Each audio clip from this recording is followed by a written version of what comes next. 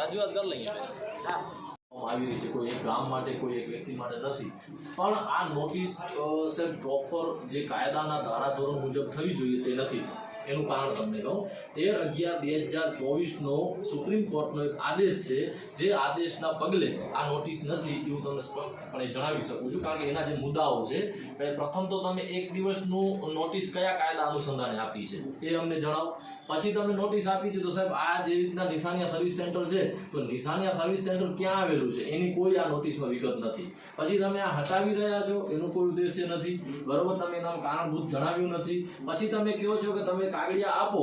આ નોટિસ તમે જે આપી રહ્યા છો એ નોટિસ તમે પ્રોપર કાયદાના આધીન અને જે સુપ્રીમ કોર્ટનો 13/11/2024 નો પેરા 91 નંબરનો જે આદેશ કરવામાં આવેલો છે એ મુજબ કોઈ આ નોટિસ થઈ નથી એટલે પ્રોપર આના મુજબ કરો તો અમને એમ લાગે કે કાયદાની પ્રક્રિયામાં થઈ રહ્યું છે કાયદાની પ્રક્રિયા આ જે અમે નોટિસો આપી છે એ અમારા સરકારી સર્વે નંબરોમાં જ્યાં દબાણો છે એને નોટિસ આપી બરોબર બરોબર આવી ઉપરના જે છે સરકારી સર્વે નંબરમાં સરકારી સર્વે નંબર એ બાલિકી સરકારનો છે એને નોટિસ આપી છે સાચી તમારે કરવાનો થાય સરકારી સર્વે નંબર ઓલરેડી છે અમે તો કહી દીધું સરકારી સર્વે નંબર છે એમાં છે એટલે દબાણ જ ગણી લેવાનું હું એ જ કહું છું તમે સમજો સુપ્રીમ કોર્ટે એમ કહેલું છે સર કે તમે સાંભળો તો ખરા આપની વાત હું સમજી ગયો છું કે આ એક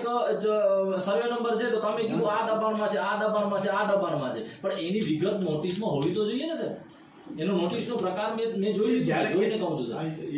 જ્યારે કેસ ચાલતો હોય એ સ્ટેજની અંદર હાલ તો અમારે એક જ છે સરકારી માલિકી સરકારની જમીન છે એની અંદર એક દિવસની તમે નોટિસ કેવી રીતે આપી શકો આનામાં તમે અગાઉ કોઈ મહિના દિવસની પહેલા નોટિસ તો આપી નથી દૂર કર એને એપ્રોચમેન્ટ કરવા દૂર જ કરવાનો છે સર એમની હું નોટિસ આલી છું નોટિસ તમે આલી અમને આ તો આ સ્ટેજમાં તો મહિના પહેલા 2 મહિના આપેલી ના આનામ નથી આ નિશાનિયાને નથી કહેતો અન્ય મારી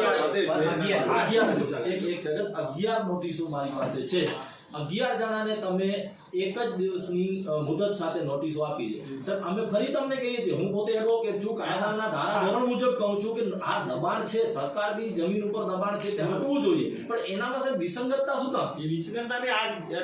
આ છે પોલિસી પ્રમાણે તમારા સાહેબ તમને હું એક વાત કહું હું કોઈ એક નાતી અને કોઈ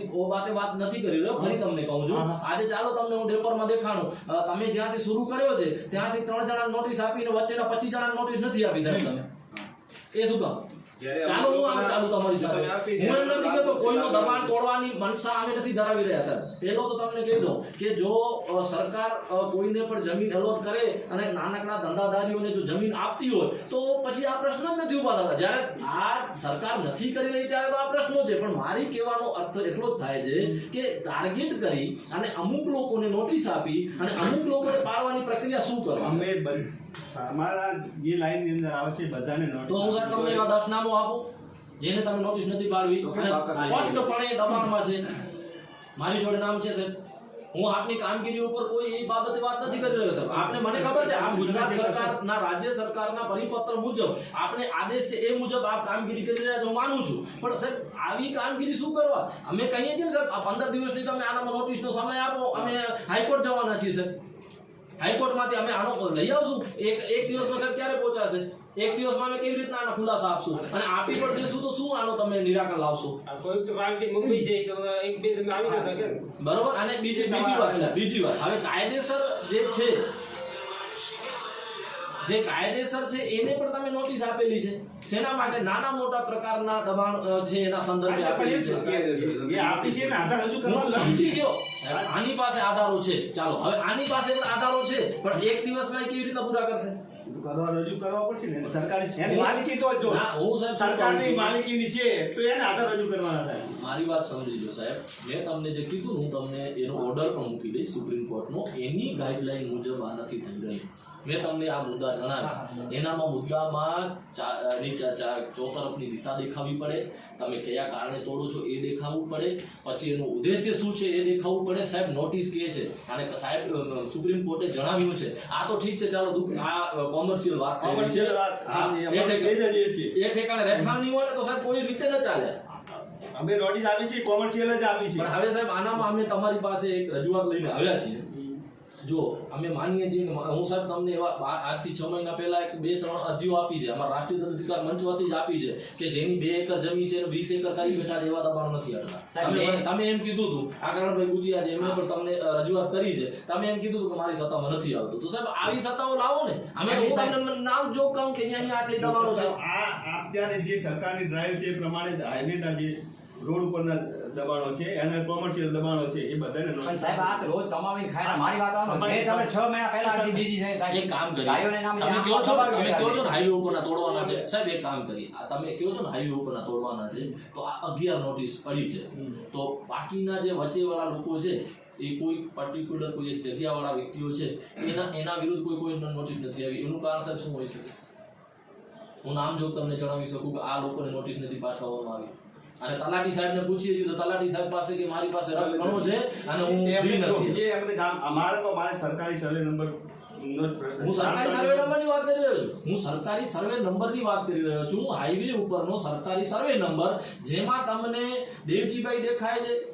અને અનવરભાઈ દેખાય છે. તો પછી સાહેબ અમે એમ નથી કહેતા, હું કોઈ જાતિગત વાત નથી કરી રહ્યો, પણ તમે એટલું જ જુઓ ને સાહેબ કે એ 2 વ્યક્તિઓ એ છે તો અન્ય પણ જે દબાણકર્તાઓ છે તો એને પણ નોટિસ આપો, અથવા બધાને એક સાથે એકવાર રાહત આપો. 15 દિવસની નોટિસ આપો. 15 દિવસ આપ તોડવા જશો તો હું તમારી સાથે છું સાહેબ. એ તો હાથે નહીં અમારું તો તમને જે છે એ નોટિસ ના એ રહેશે તો સાહેબ ઘર્ષણ થશે.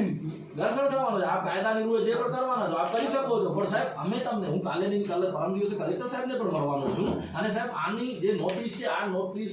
કોઈ પણ રીતે પ્રોપર રીતે નથી. અમે કરવાના જ છીએ ચેલેન્જ સાહેબ. એટલે તમને એક માનવીય અભિગમ દાખવી. અને સાંભળજો સાહેબ, આ લોકો રોજનું કમાઈ ખાનારા લોકો છે, કોઈ મોટા પૈસેદાર નથી. આજે હજારો એકર જમીન ઉપર કચ્છમાં દબાણો છે સાહેબ, સાંભળો. અને મોટા મોટા વગદારો અને આ ભારતીય જનતા પાર્ટીના આંખલાઓ તો સાહેબ ઘણી બધી જમીનો ચડી ગયા છે અને ઘણા બધા મોટા મોટા દબાણો કરી બેઠા છે. એમના ઉપર કોઈ એક્શન નથી લેવાતો. આ તો નાના માણસો છે, એક પર્ટિક્યુલર કોઈ જાતિના માણસો છે, એના ઉપર પ્રશ્ન ઉભો થઈ રહ્યો છે સાહેબ. એવો કોઈ અમારી એક માંગ છે, તમે કેમ નથી આપી એનો જવાબ અમે સાહેબ એક જ માંગ કરીએ છીએ આપની જોડે. મને ખબર છે આપનું કામગીરી સાહેબ હંમેશા હકારાત્મક રહી છે અને આપની પાસે મારી એક માંગ છે કે કરો તો સાહેબ સર્વે સાથે કરો, બાકી કોઈ એક બે જણા કે કોઈ 15 જણાને ટાર્ગેટ કરીને ન કરવામાં આવે એવી અમારી માંગણી છે સાહેબ.